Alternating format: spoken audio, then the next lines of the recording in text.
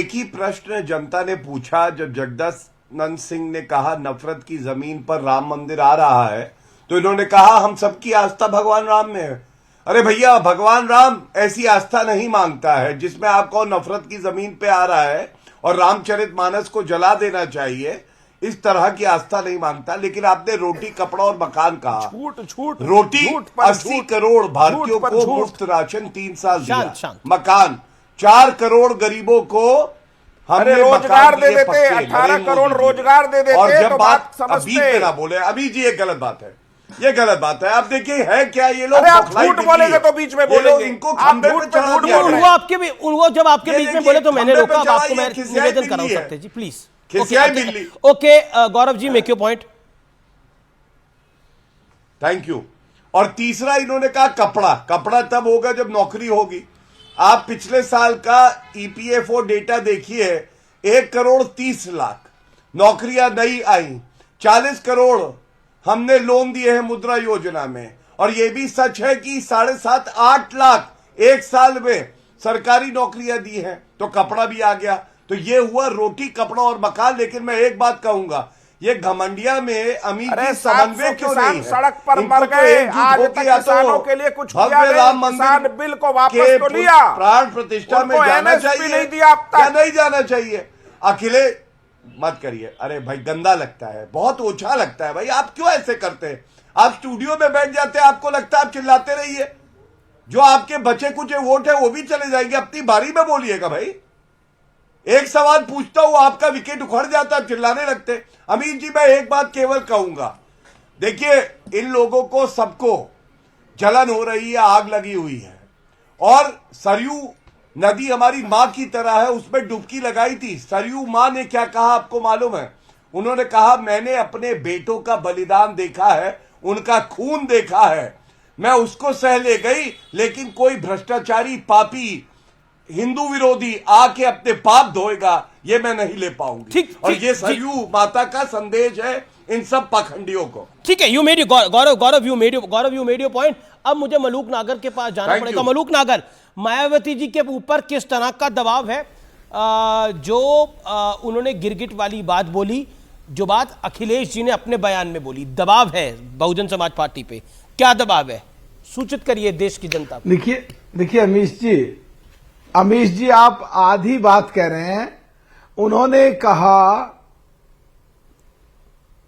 कि भाई जो आप कह रहे हैं दबाव बिल्कुल नहीं है, और दबाव था 2004 से 2014 तक, जब हम कांग्रेस को बगैर शर्त के समर्थन 10 साल दिया। दबाव था तो जब उत्तराखंड में हम सरकार को सपोर्ट कर रहे थे। दबाव था जब बगैर मंत्री बने हुए बगैर शर्त के हम राजस्थान में सरकार को सपोर्ट कर रहे थे, 6 विधायक थे। दबाव था जब 7 विधायक थे हमारे राजस्थान में, जब सपोर्ट कर रहे थे।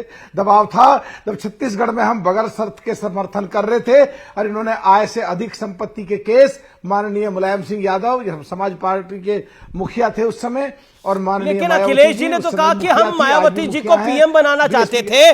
मायावती जी के ऊपर से दबाव है। आ रहा हूं मैं देवगन जी आ रहा हूं प्लीज आ रहा हूं। तो दबाव था उस समय, जो ये सीबीआई से केस रजिस्टर्ड करा के जेल भिजवाना चाहते थे। तमाम पिछड़ों को और दलितों को ये उस समय मारना चाहते थे। अब कोई दबाव नहीं है, दबाव उल्टा है। हम इनको सपोर्ट करते हैं, इनका साथ देते हैं, इनको मंत्री बनवाते हैं, इनकी सरकार बनवाते हैं, और ये हमें मारते हैं और बदनाम करते हैं। अभी 3-4 दिन पहले चला दिया कुमारी बहन मायावती संन्यास ले दिया। अरे शर्म करो, थोड़ी बहुत बातें नहीं है। हाँ, अखिलेश जी ने जो बयान दिया है वो अच्छा बयान की बात कर रहे हैं आप, कि कुमारी बहन मायावती को प्रधानमंत्री इस देश का बनाना चाहिए।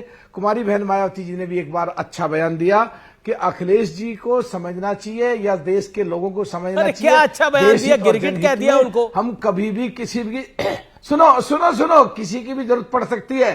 तो मैं आपके टेलीविजन पे जो सबसे बड़ी व्यूअरशिप है, कहना चाहता हूं कि कांग्रेस समाजवादी पार्टी के मुखिया श्री अखिलेश जी से अनुसरण करे, श्री अखिलेश जी का सम्मान करे, उनसे सीख ले, और कुमारी बहन मायावती जी को प्रधानमंत्री का कैंडिडेट घोषित करे। यूपी भी हमारी होगी, और जिसका यूपी होगा देश उसका होगा। आप सवाल का जवाब नहीं दे रहे। आप मैं अनुराग के पास जाता हूं। अनुराग जी, क्या दबाव है बहुजन समाज पार्टी के ऊपर? जवाब दीजिए इस बात का, जो बात आपके देखिए आपके राष्ट्रीय अध्यक्ष ने बोली।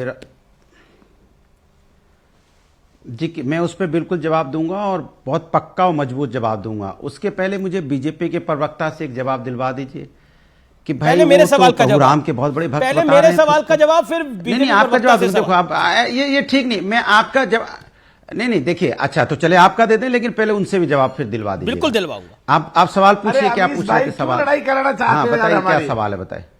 मेरा सवाल नहीं, है, सवाल यूपी पूछना कुछ दीजिए ना, चाहती क्यों है। डिस्टर्ब कर रहे हैं? अरे भाई, मत करो। मेरा अरे एक सेकंड, भाई। एक अरे भाई रुकिए ना भाई। मानिए बात। मेरा आपसे अनुराग जी सवाल है और बड़ा सीधा प्रश्न है, जो आपके राष्ट्रीय अध्यक्ष ने बयान दिया कि मायावती जी के ऊपर से कोई दबाव है, वो ऊपर कौन सा है और वो दबाव कौन सा है?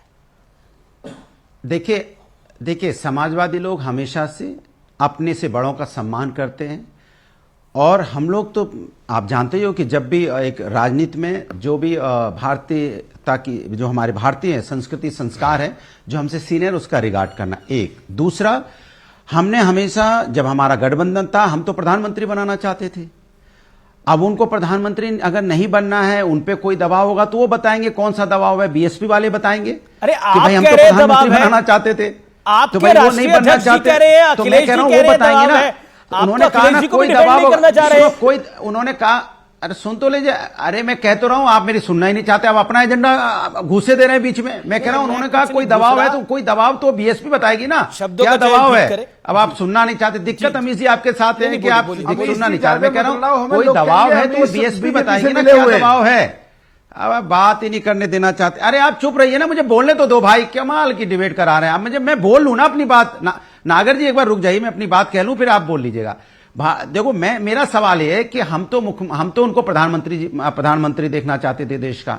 अब वो नहीं बनना चाह रही, उन पे कोई दबाव होगा तो बीएसपी बताएगी। अब मेरा सवाल का जवाब दिलवा दीजिए। बीजेपी वाले या बीजेपी के प्रवक्ता बार बार कह रहे हैं प्रभु राम की बात कर रहे हैं, तो प्रभु राम के बारे में तो हम लोग रामचरितमानस और रामायण में जानते हैं।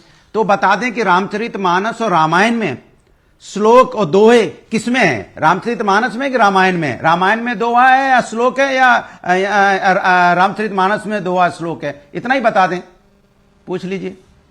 ठीक है, मैं पूछे तो गौरव जी क्योंकि आप पे केंद्रित सवाल है, उसका छोटा सा जवाब फिर मलूक नागर। ओके पूछिए, पूछिए दोहा श्लोक किसमें है, रामचरितमानस और रामायण में? अमीश जी मैं एक बात आज आपसे कहूंगा, मुझे गर्व हो रहा है कि भारतीय जनता पार्टी की विचारधारा इतनी मजबूत है कि ये बात जो मत इफ्तार कहिए, पार्टी में आप जालीदार श्लोक बताइए टोपी किसमें है, लगाते रामायण थे। में है कि रामचरितमानस में? अब हम लोग शांत बैठिए ना। अमीश जी अब चलिए उसका जवाब दीजिए ना।